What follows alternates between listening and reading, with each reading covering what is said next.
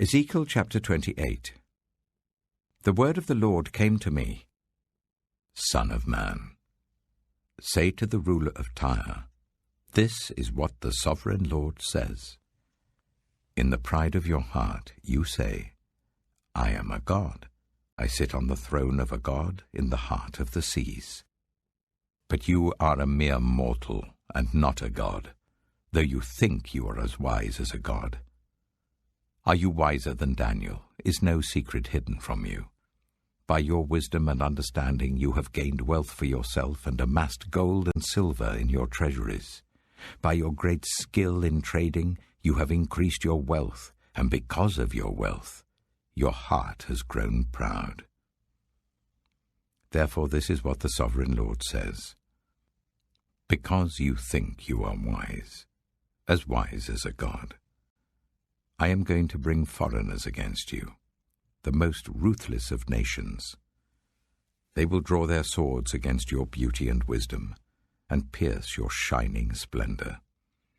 They will bring you down to the pit, and you will die a violent death in the heart of the seas. Will you then say, I am a god, in the presence of those who kill you? You will be but a mortal, not a god, in the hands of those who slay you.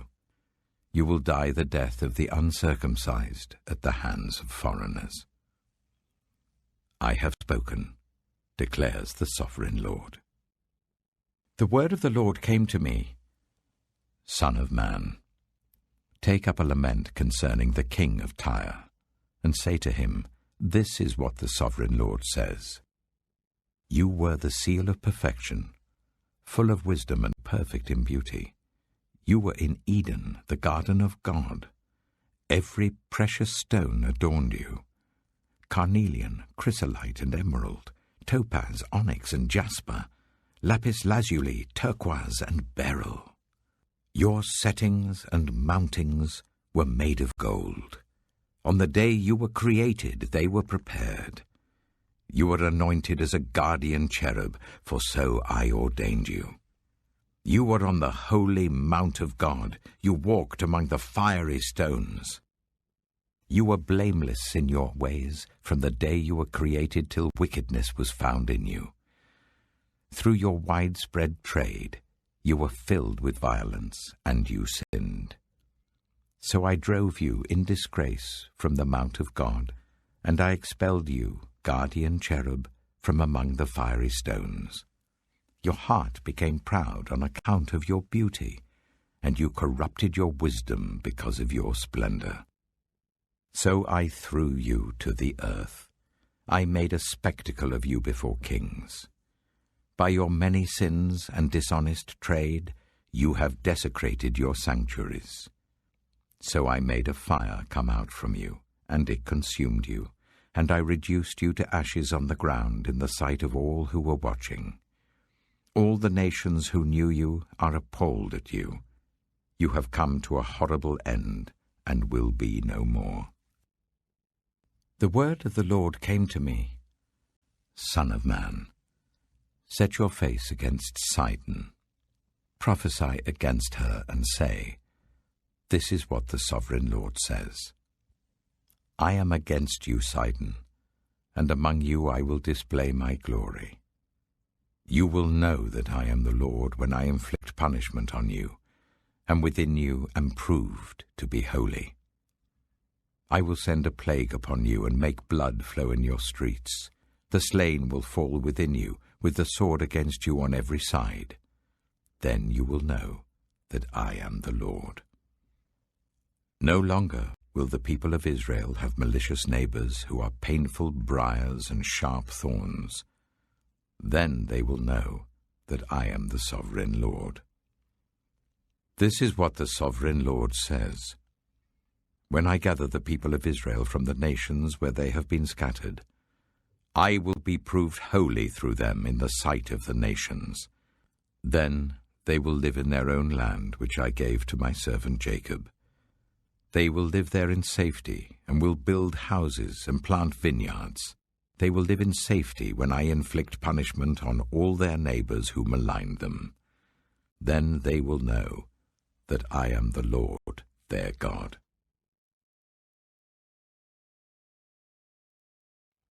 Ezekiel chapter 29. In the 10th year, in the 10th month on the 12th day, the word of the Lord came to me. Son of man, set your face against Pharaoh, king of Egypt, and prophesy against him and against all Egypt. Speak to him and say, This is what the sovereign Lord says. I am against you, Pharaoh, king of Egypt, you great monster lying among your streams. You say, The Nile belongs to me, I made it for myself. But I will put hooks in your jaws, and make the fish of your streams stick to your scales. I will pull you out from among your streams with all the fish sticking to your scales. I will leave you in the desert, you and all the fish of your streams. You will fall on the open field, and not be gathered or picked up. I will give you as food to the beasts of the earth and the birds of the sky. Then all who live in Egypt will know that I am the Lord. You have been a staff of reed for the people of Israel. When they grasped you with their hands, you splintered, and you tore open their shoulders. When they leaned on you, you broke, and their backs were wrenched. Therefore this is what the sovereign Lord says. I will bring a sword against you and kill both man and beast.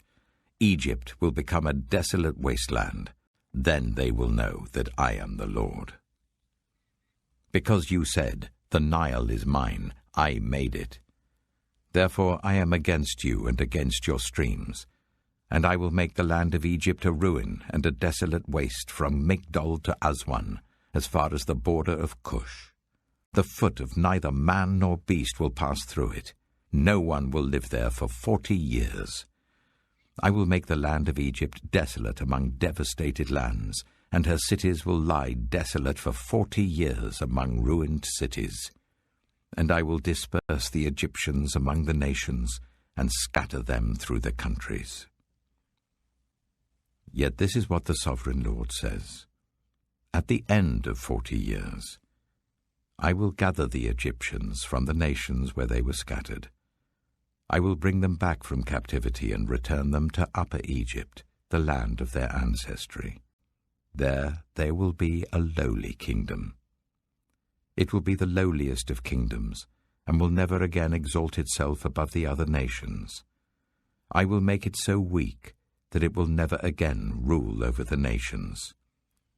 Egypt will no longer be a source of confidence for the people of Israel, but will be a reminder of their sin in turning to her for help. Then they will know that I am the sovereign Lord.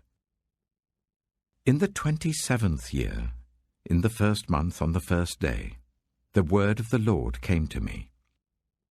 Son of man, Nebuchadnezzar, king of Babylon, drove his army in a hard campaign against Tyre. Every head was rubbed bare and every shoulder made raw.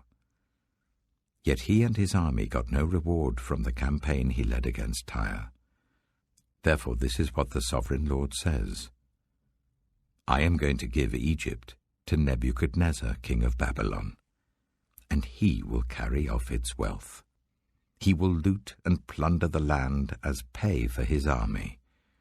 I have given him Egypt as a reward for his efforts, because he and his army did it for me, declares the sovereign Lord. On that day, I will make a horn grow for the Israelites, and I will open your mouth among them. Then they will know that I am the Lord. Ezekiel chapter 30. The word of the Lord came to me. Son of man, prophesy and say, This is what the sovereign Lord says. Wail and say, Alas for that day! For the day is near, the day of the Lord is near, a day of clouds, a time of doom for the nations. A sword will come against Egypt, and anguish will come upon Cush, where the slain fall in Egypt, her wealth will be carried away, and her foundations torn down. Cush and Libya, Lydia and all Arabia, Cub and the people of the covenant land will fall by the sword along with Egypt. This is what the Lord says. The allies of Egypt will fall, and her proud strength will fail. From Migdol to Aswan they will fall by the sword within her, declares the sovereign Lord. They will be desolate among desolate lands, and their cities will lie among ruined cities. Then they will know that I am the Lord, when I set fire to Egypt, and all her helpers are crushed. On that day, messengers will go out from me in ships to frighten Cush out of her complacency. Anguish will take hold of them on the day of Egypt's doom, for it is sure to come. This is what the sovereign Lord says. I will put an end to the hordes of Egypt by the hand of Nebuchadnezzar, king of Babylon. He and his army, the most ruthless of nations, will be brought in to destroy the land. They will draw their swords against Egypt and fill the land with the slain. I will dry up the waters of the Nile and sell the land to an evil nation. By the hand of foreigners I will lay waste the land and everything in it. I, the Lord, have spoken. This is what the sovereign Lord says. I will destroy the idols and put an end to the images in Memphis. No longer will there be a prince in Egypt, and I will spread fear throughout the land. I will lay waste Upper Egypt, set fire to Zoan, and inflict punishment on Thebes. I will pour out my wrath on Pelusium, the stronghold of Egypt, and wipe out the hordes of Thebes. I will set fire to Egypt. Pelusium will writhe in agony. Thebes will be taken by storm. Memphis will be in constant distress. The young men of Heliopolis and Bubastis will fall by the sword, and the cities themselves will go into captivity. Dark will be the day at Tahpanhes, when I break the yoke of Egypt. There her proud strength will come to an end. She will be covered with clouds, and her villages will go into captivity. So I will inflict punishment on Egypt, and they will know that I am the Lord. In the 11th year, in the 1st month on the 7th day, the word of the Lord came to me. Son of man, I have broken the arm of Pharaoh, king of Egypt. It has not been bound up to be healed or put in a splint, so that it may become strong enough to hold a sword. Therefore this is what the sovereign Lord says. I am against Pharaoh, king of Egypt. I will break both his arms, the good arm as well as the broken one, and make the sword fall from his hand. I will disperse the Egyptians among the nations and scatter them through the countries.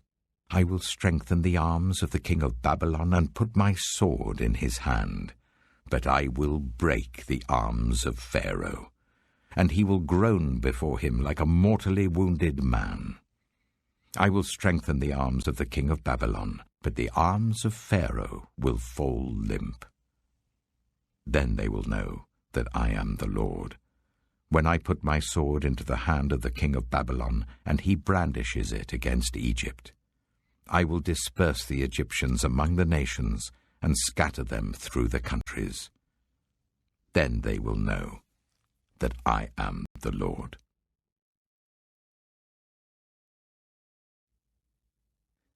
John chapter 3. See what great love the Father has lavished on us, that we should be called children of God. And that is what we are. The reason the world does not know us is that it did not know him. Dear friends, now we are children of God, and what we will be has not yet been made known. But we know that when Christ appears, we shall be like him, for we shall see him as he is. All who have this hope in him purify themselves just as he is pure. Everyone who sins breaks the law, In fact, sin is lawlessness.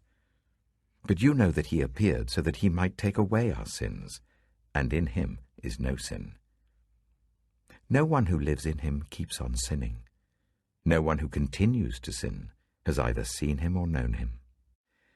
Dear children, do not let anyone lead you astray. The one who does what is right is righteous, just as he is righteous. The one who does what is sinful is of the devil, because the devil has been sinning from the beginning. The reason the Son of God appeared was to destroy the devil's work. No one who is born of God will continue to sin because God's seed remains in them. They cannot go on sinning because they have been born of God.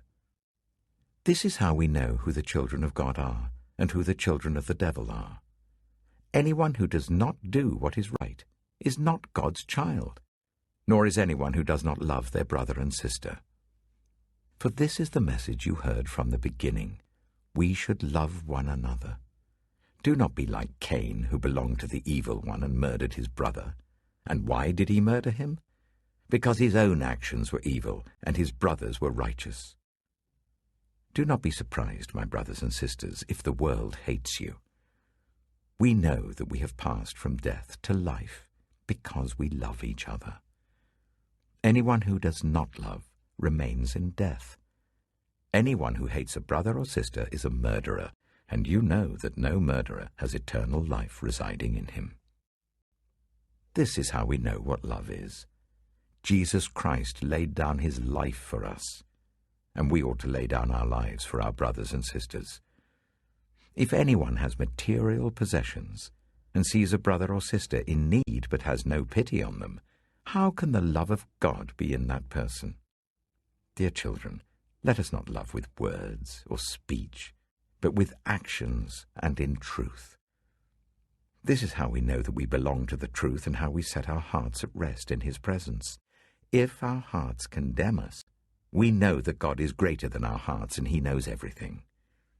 Dear friends, if our hearts do not condemn us, we have confidence before God and receive from him anything we ask, because we keep his commands and do what pleases him. And this is his command, to believe in the name of his Son, Jesus Christ, and to love one another as he commanded us. The one who keeps God's commands lives in him, and he in them. And this is how we know that he lives in us. We know it by the Spirit he gave us.